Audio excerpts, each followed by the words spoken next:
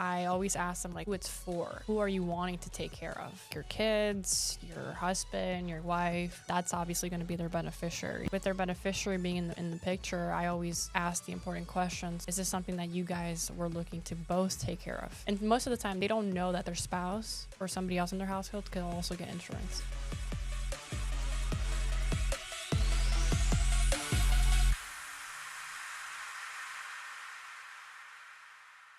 All right, so you're at 266,000 so far this year, right? Your brother sold more than you? Yeah. Are you happy about that?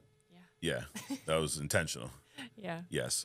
And you're growing an agency. You guys did just under $500,000 in May. Yeah. Yep. Where do you think, what is your goal? Not where do you think, what is your goal, your monthly goal for your agency by the end of the year? What do you want to be at? 1 million. 1 million. Yeah.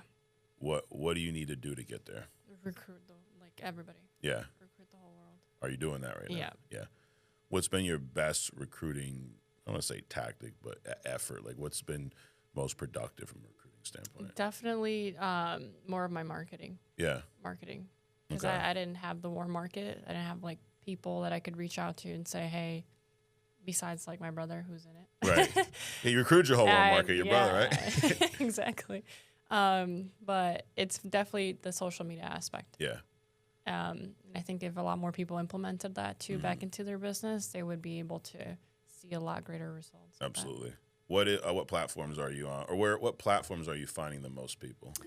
Instagram. Yeah. Instagram. I have back end like ads through Facebook, Instagram as well.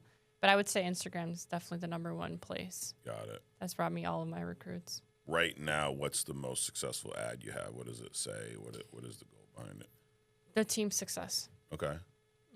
What's it highlight? Your overall team or individuals? Highlighting individuals specifically. Yeah. Their results, where they came from, how they started, no experience, and what they're doing now. Do you have anyone on your team that is having success now that had experience in sales or specifically insurance prior to this? No. No. So you're a big team of people that have never sold. Yep. Are they all your age, older, younger? They are like between the ages of 18 to like 29. Okay. So you're a pretty young group. Yeah, young group. And I don't want to come across as an ageist here, but it is, would you say it's easier to work with younger people?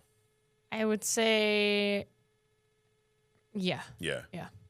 And I think so. I mean, not that you can't do this if you're of a certain age, but it's more of a mentality that I think you see more with young people, where you don't know what you don't know. You come in like, hey, tell me what to do, right? You said this when we were doing your True Talk. Like, whatever they told me to do, I just did. Yeah.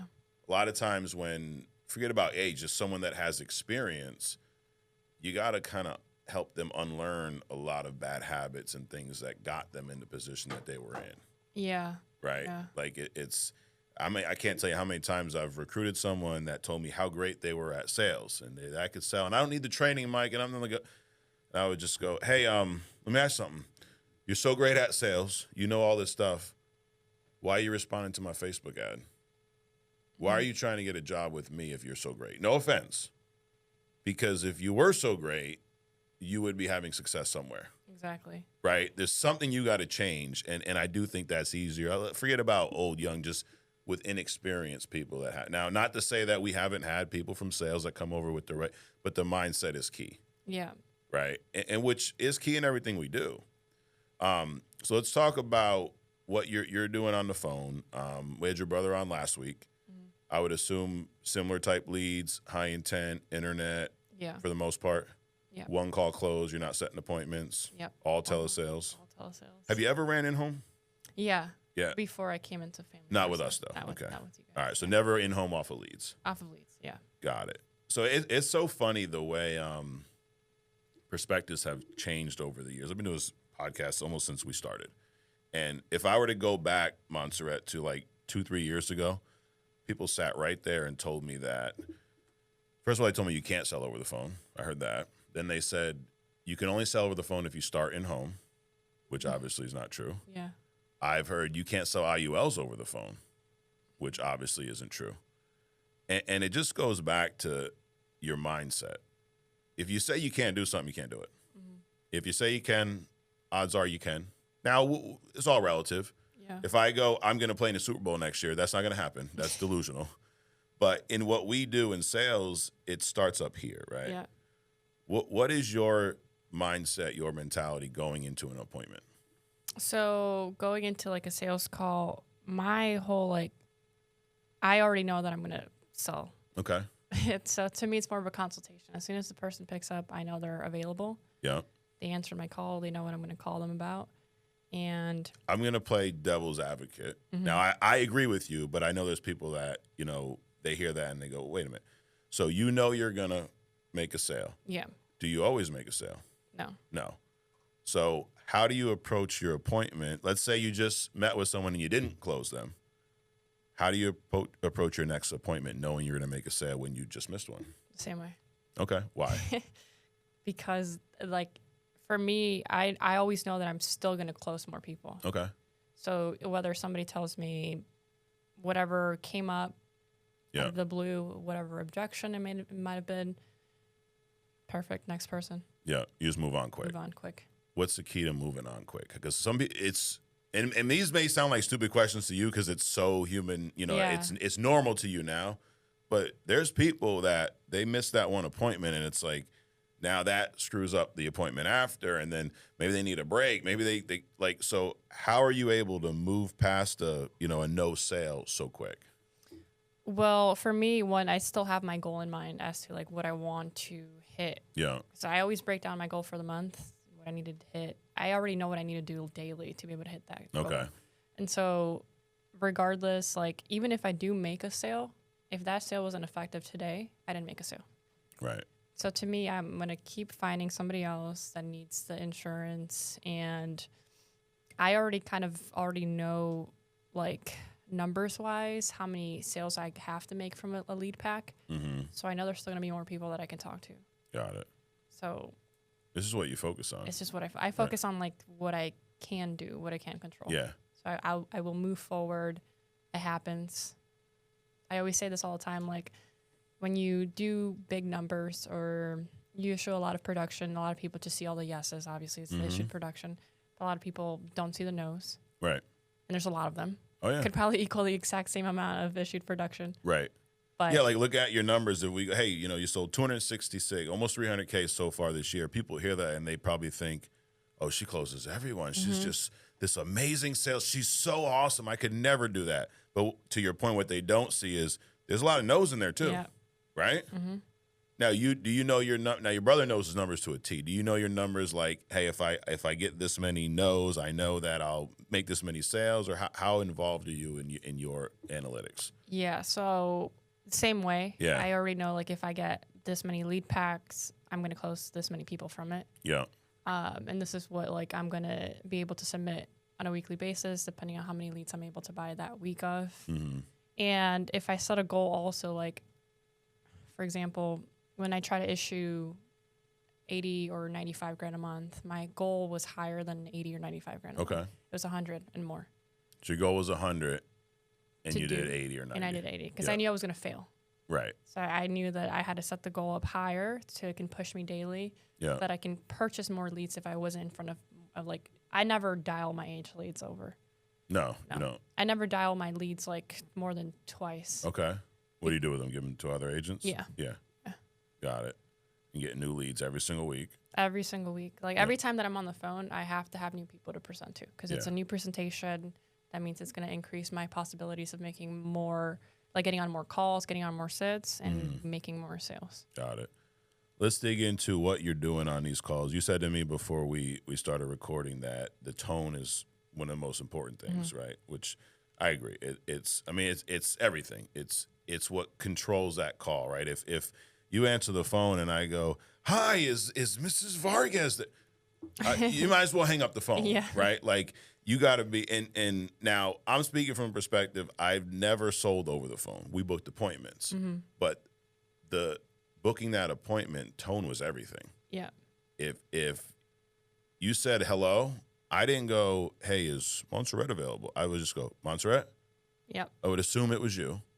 And then I would be here the whole time. You could be screaming at me. I'm like, yeah, no, I know that's crazy. So anyways, you'll be home tomorrow at 2? I'm gonna come by and give you the information. I don't want to. Yeah, I know. I guess I gotta get you the information. You'll be home tomorrow too. I'll stop by, take 15, 20 minutes, get everything out to you. Like, it was always right here. Yeah. Right. So talk to me about first of all, why is the tone so important? And what type of tone are you aiming for when you're on these calls? So tonality is important because if you're on a call with somebody, I've heard multiple people, like mentoring multiple people, I've heard people get off script, and I've heard people that strictly want to follow the script and have poor tonality and don't close. Right. And I've had people that don't even follow the script, have the best tonality because they know what they're talking about, and that's why they talk with conviction. Make every single person that answers that phone, it's a close. Right. So that's why it's like you have to talk with conviction. Yeah. Because you talking with conviction is the exact same way as leading a team. People are going to want to follow you if you believe exactly as to what you're talking about, and you lead with conviction. Like you know what you want. And that's why I think that's important for people to understand. Like, you can follow a script. You can say, like how Brayon does it, you know, just does like point to point. Yeah. You don't have to follow a script. But at the end of the day, as long as you know what you're talking and you can deliver that with conviction and your tonalities, you're going to put the client in the best position possible. They're going to trust you. Right. That's why, you know, these live like Zooms, you guys do Zoom rooms? Yeah. Yeah. They're so important. Like, you know, when we were in home, I could dial with other agents, but it was hard for me to bring everyone else in the home with me. Right. Yeah. Now y'all are doing these Zoom rooms. It's awesome. But what we would get a lot of times is somebody didn't close and they would tell me, Mike, I did exactly what you did. I said the exact stuff you told me to say. Well, like, maybe you did, but how did you say it though? Exactly. Because that changes the whole thing. You could I could run an appointment. I could help out someone. I could record it, transcript it, give it to you. You can take that same script, go into another appointment, and not close if your tone screwed up. So in your opinion, what is the ideal tone? What does that sound like? As if you've done it 100 times. That's my whole approach. Yeah. I can't tell you how many times like I've ran off of like 3 energy drinks for the day. Yeah. About a crash. Mary answers the phone. Mary, I'm here to give you, I'm calling you regarding the veterans insurance protection. Yeah. You have some time to go over that with me? Yep. I could literally fall asleep like for like 5 seconds, come back up, still talk like I'm doing it like 100 times again. Yeah. And still close. Yeah, like we used to say on the phone script, sound bothered almost. Yeah. Sound like our phone script, we would say that, you know, we mail out a few thousand of these letters a week. You sent yours back, so on and so forth. But I needed to sound like I literally had 1,000 letters on my desk. Yeah. Like, hey, you filled this out? Yeah, all right. So anyways, what time are you home? I'm going to be real busy next week. I'll be out there a couple different times, either 10 in the morning or 4 in the afternoon. Which one works better for you? Like, but I almost sounded like I was annoyed to even be talking to you. Yeah. But if hey, how are you doing today? That means I don't have shit to do. Yeah. It means I have no clients. It means you're probably my only client, and I sound desperate. Yeah. You can't come off with like a sales like pitch. No. Ever. You literally have to sound like a representative, like somebody who's done it hundreds of times. Right. You're calling in as if call somebody from like a hotel. Yeah. And that's how you're supposed to sound. Right. That literally just like that, like even tone. And then when I start to change it up is more once I'm in the call, I'm already in the process of getting their policy. Yeah. I'll get to know my client a little bit more during that. Right. So you're, rapport building throughout the appointment. Is there like, I always think there's this like misconception of everything needs to be kind of time boxed, right? I need to do my intro. I need to build rapport. Then I need to move on to this. And I always did better when I was building rapport just throughout the appointment. Usually once we're filling out the application. Yeah. Because honestly, no offense, but I'm not trying to sit here and get to know these clients if there's no shot at me protecting them. Not because I'm rude or I have other people to meet with. Yeah. So may not spend 10 minutes getting to know who you are before we move on. I want to make sure this is something, I want to make sure I find your why, make sure I find something that fits your needs and budget, and then go through that. Yeah. Where are you doing your rapport building in your appointment? The most rapport building for me, it's like It has to do when I'm in the application. Yeah. With somebody, because at that point I've asked important questions. I got to know their why they're getting the insurance, final expense, just leaving behind for somebody like specifically. And now when I'm in, they pick the option in the actual like application part. Then I have more, I would say, empty room to fill. Right. You're waiting for things to load. Yeah. You're waiting for a script, whatever the case may be, depending on the app. But there's a lot of downtime in the application where you can do that stuff there. Yeah. Do you ever realize like you're getting off track, like maybe your tone's not right and you got to bring it back? Yeah. Yeah. Yeah, definitely. How do you know? It's just when, like, literally that would happen when I'm extremely, like, about to crash. Okay. Extremely tired. End of the day. End of the day. And I'm like, okay, Mary stuck to the phone. Like, I gotta, like, tone back in. Yeah. You know? Yeah. And then I'll just, like, bring it back up. Be a little bit like You know what you got to get? You like espresso? Yeah, yeah. Get an espresso machine. Yeah, I just bought one. It's phenomenal. It's like, I'll do like a quadruple shot in the morning and have me. Yeah, it's probably bad for me, but no, but it's great in the same time because you're never tired, you know? Yeah, exactly. Yeah, so get one of those. You know, you won't have a problem. Yeah. So this idea of like getting too high, like if I get a call from a telemarketer, I know right off the bat. Yeah. Right. And your clients are looking for a chink in your, they're looking for that. You also, you talked about sounding like you've already done this, whatever it was, 1 million times, been doing, you've only been selling for a little over a year, right? Yeah. How do you early on, because I'm trying to play devil's advocate with like, what would a new agent say? Yeah. Well, Monserrat, I've never ran an appointment. How can I sound like I've been doing this forever when this is my first appointment? I had like a moment of realization when I was in the Tampa office. I was in the cubicle, and I think it was a day where I had purchased leads, and it was taking me forever to like have somebody who like wanted it. It was callbacks. Okay.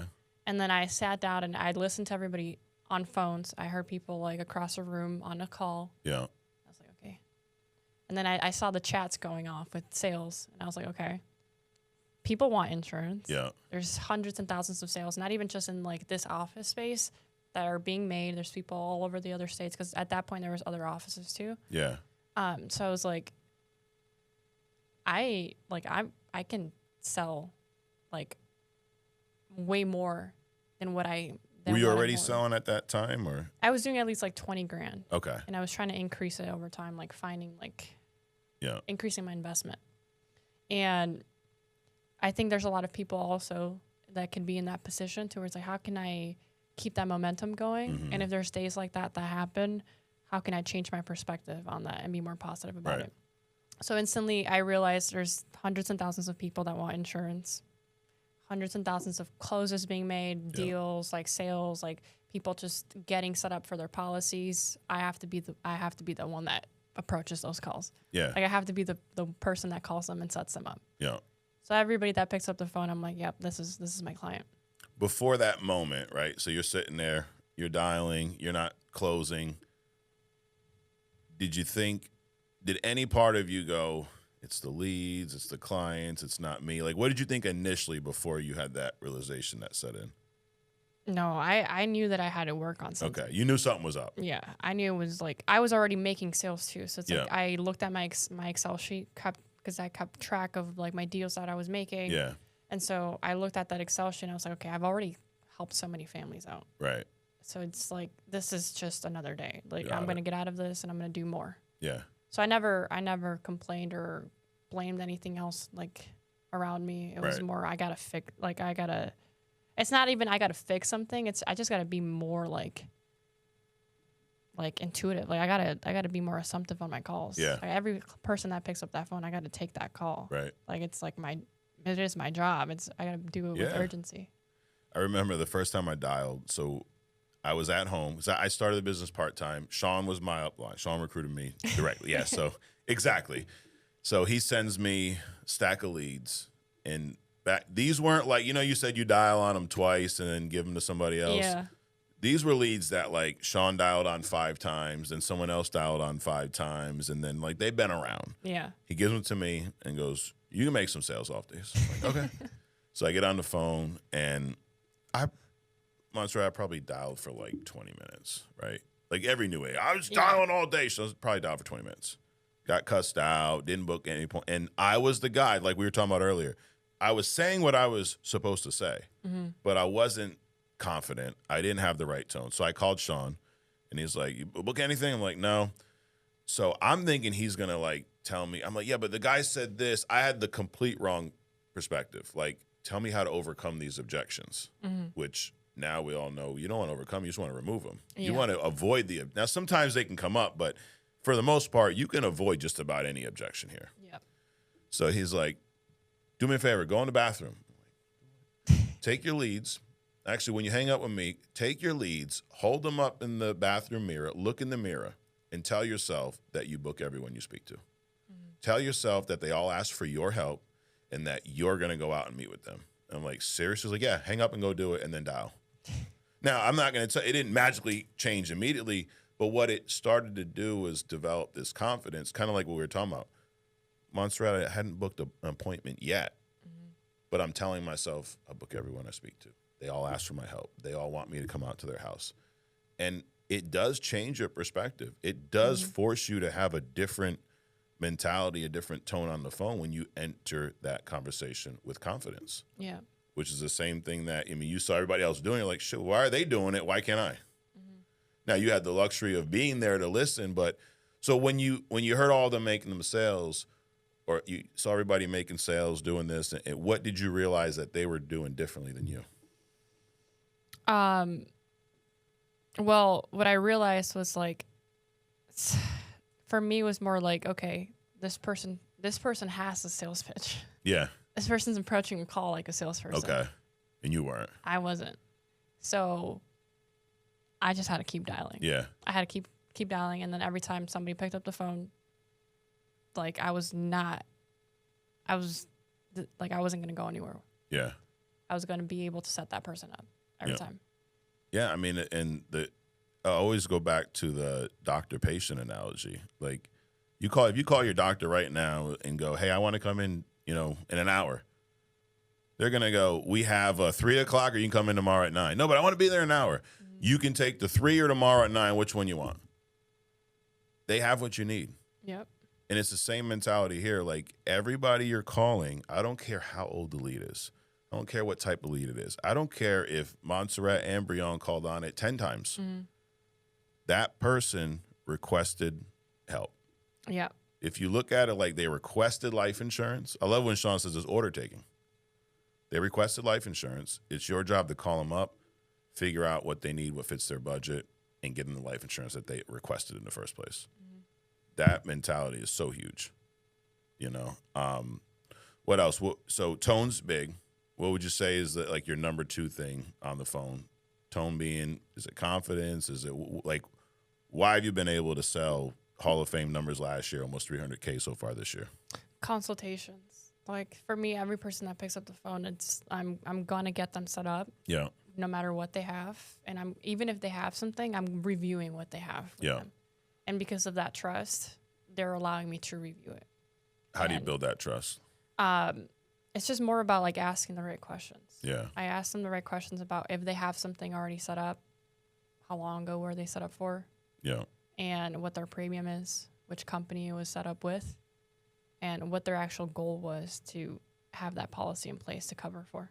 How often do they know that information, or do you actually have to like have them get the policy, call the carrier? Because I mean, a lot of times people will go, yeah, I have a whole life policy. It's $20 a month. You're like, no, you don't. Yeah. You run into that a lot? Yeah. And they go get that policy for me. How do you get them to do that over the phone? Because I remember in-home agents would struggle with that. Like, hey, go get your policy. I don't know where it's at. Like, what do you mean you don't know where it's at? It's either in that drawer over there, or it's in like a safe in the room or something. Like, it could be like 3 different places. And obviously we learned how to do that. But how over the phone where you can't see them, right? Body language is a big thing. You can't. Now, I know you can pick up on some vocal tone, things like that. But how are you, I want to say making them get their policy when you're just over the phone? Verbiage. So every time somebody tells me like, oh, I've had that instance where people are like, yeah, I have it. And they wouldn't take initiative. So every time I implement more of like a verbiage as to, I'm going to be patient with this person. Take your time. Yeah. go ahead and grab it for me. But no worries, take your time. I'm going to be here. I still have a couple more things to take care of from my end for you. Yeah. Just let me know once you have that in front of you. It's a non-negotiable. Non-negotiable. Yeah. So it's like I got to be patient with them, but I got to reassure them that I'm going to be here, be patient for them to go grab that policy, go get the correct information, and whether it's a bank statement, so that way we can find out exactly what it is that they're paying for and what they have. Yeah. But I think that's also what changes, and it almost forces people, because they're like, okay, this person wants to help me out, and they're willing to just be patient with me. Because sometimes it's people that will take forever, and then they wouldn't want to. They're never going to review that. If it's not with me, they're never going to review that. So I have to be the most patient person with this individual. Yep. And that I also believe with, discussing insurance, if they've discussed it with you and you don't help them, the odds of them talking to anyone else and getting a policy after that, that window shrink. It's few and far between. It's done. So it's like we have that one shot. Yeah. I used to tell clients that, don't think about it. Let me explain something to you. If I walk out of here today, this is fresh on your mind right now. You filled this out because you just bought this house. You got a mortgage. You're thinking about it.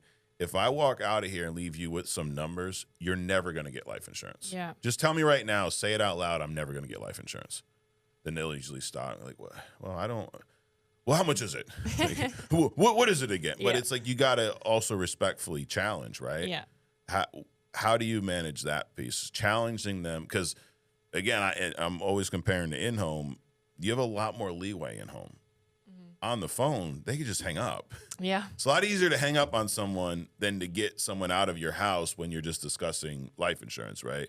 So how do you respectfully challenge and push and walk that line on the phone without, leading to a hang up every call? It's just by reassuring them. Like, every time you're mentioning things like, take your time, no worries, I'm going to be here. Like, for the rest of I had literally blocked out this full next hour just to help you out. So no worries. Like, I have this next hour. Just take your time. Yeah. Go and grab that for me. Let me know once you're ready. And to me, it's more of like, I'm just so into the call already. I even forget, like, I'm on the phone. I'm more in person. Really? Yeah. Yeah. How long is your average appointment? Honestly, it would range, like, my appointments are like an hour. Really? Yeah. So what's your schedule? Do you book multiple appointments on the hour? Do you book every half hour? Because, obviously you're not booking appointments. You're doing one call close. Yeah. Yeah. Yeah. So I guess you're just calling.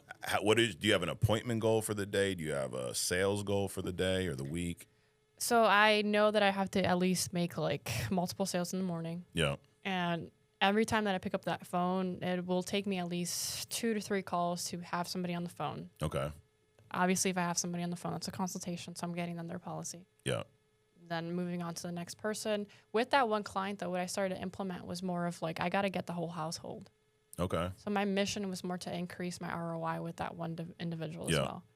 And obviously, if this person's getting their life insurance, it's equally as important for their family members to get it. So I've helped, with one person, I've had, like, 4 people I was able to get policies. So how do you do that over the phone? So you're calling me, you're helping me, and, like, do you in the beginning ask if I have a spouse, kids, whatever? Like, where are you uncovering the other potential policies, and then how are you doing that in that call? I always, when I ask them what they want to take care of, I always ask them, like, who it's for. Like, who are you wanting to take care of? Is that going to be, like, your kids, your husband, your wife? Who is it? And that's obviously going to be their beneficiary. With their beneficiary being in the picture, I always, like, ask the important questions of, okay, is this something that you guys were looking to both take care of today? Yeah. And most of the time, they don't know that their spouse or somebody else in their household could also get insurance. Yeah. So if I never asked those questions, they wouldn't ever know either. And they would go look somewhere else, and somebody else will set them up. Right. Who isn't me, so I'm not going to allow that to happen. Yeah. I got to ask them during that phone call. So if you ask early on and they go, yeah, my spouse as well, are you bringing up getting them a policy at that point? Are you taking care of who you have on the phone at that point, and then moving on? I got to take care of one person first. Yeah. So I will mention that, and I will only lead the phone call with just taking care of that one person. Okay. I've done it before, learned from my mistakes of bringing up the other individual, and it just became extremely confusing. Yeah. And then everybody was like, you know what? Let's just think Right. about It's it. too much going on. Yeah. Like, no, we're not doing that. We're taking care of you first, Yeah. making sure that I'm able to set you in the right position. And then once I'm able to take care of you, we can look into taking care of your husband as well. Got it. But So- you'll do it on the same call. Like, Same hey, call. you're done with Mary. Now you're like, all right, well, where's your husband? Pass the phone to him. Yeah. Let's do this. Yeah. Yeah. Mm-hmm. What are the most amount of policies you got on one phone call?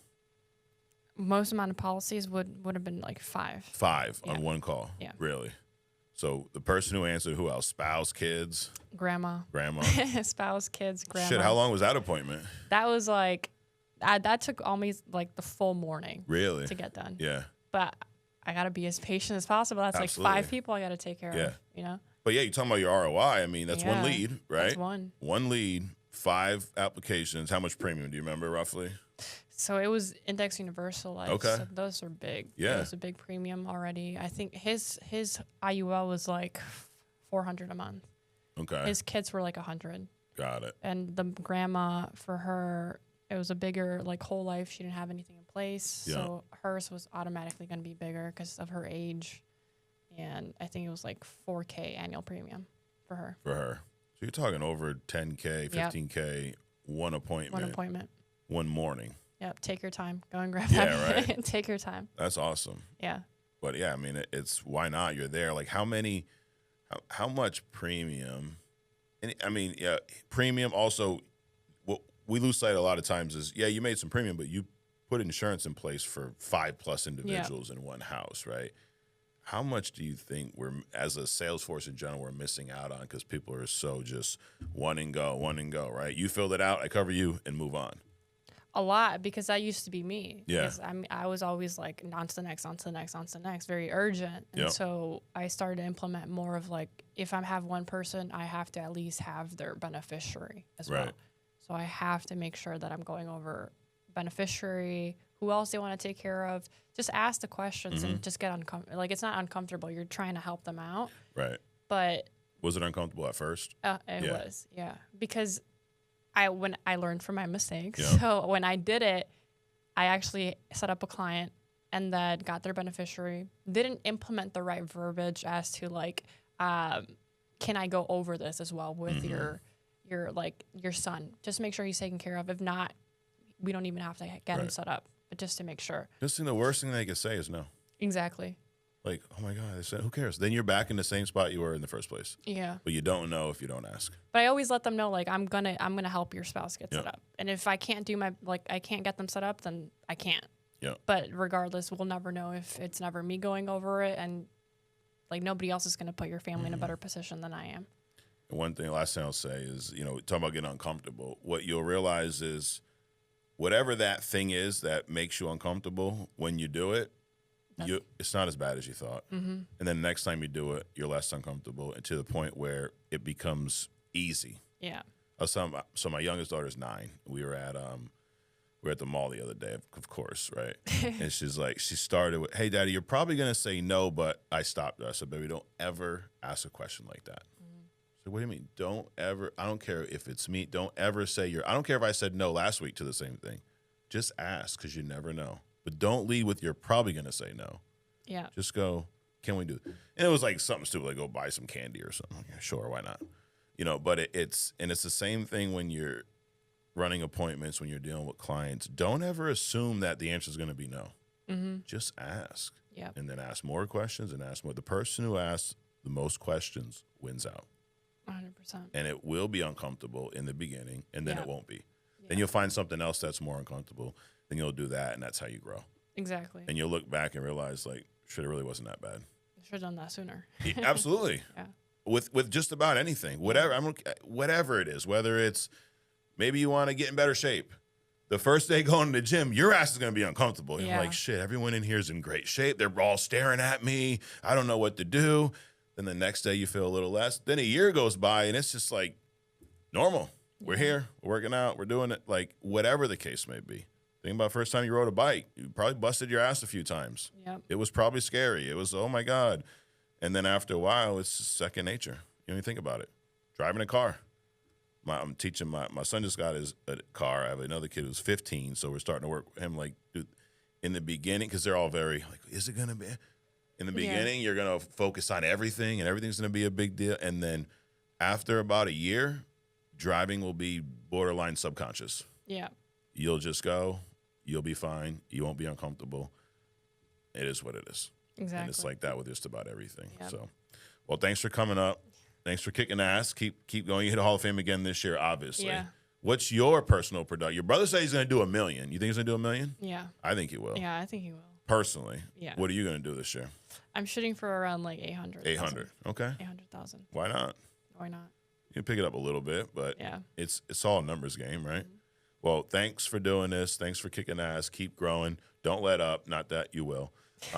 Guys, you can go to fflconvention.com now, get registered for next year's event. And that's another thing we didn't have time to touch on, but that's so key is going to these events. Like you guys were just at Ignite last week. Yeah. Now you're here. Now you're flying back to go sell some more insurance. But it's getting around the people that are having the success that you want to have is one of the it's a cheat code. It's one of the easiest ways to grow is get around the heat. So fflconvention.com now, get registered for next January, February. And you know where to find us every week right here on The Next Level. Subscribe, share this with your agents. We'll see you next week.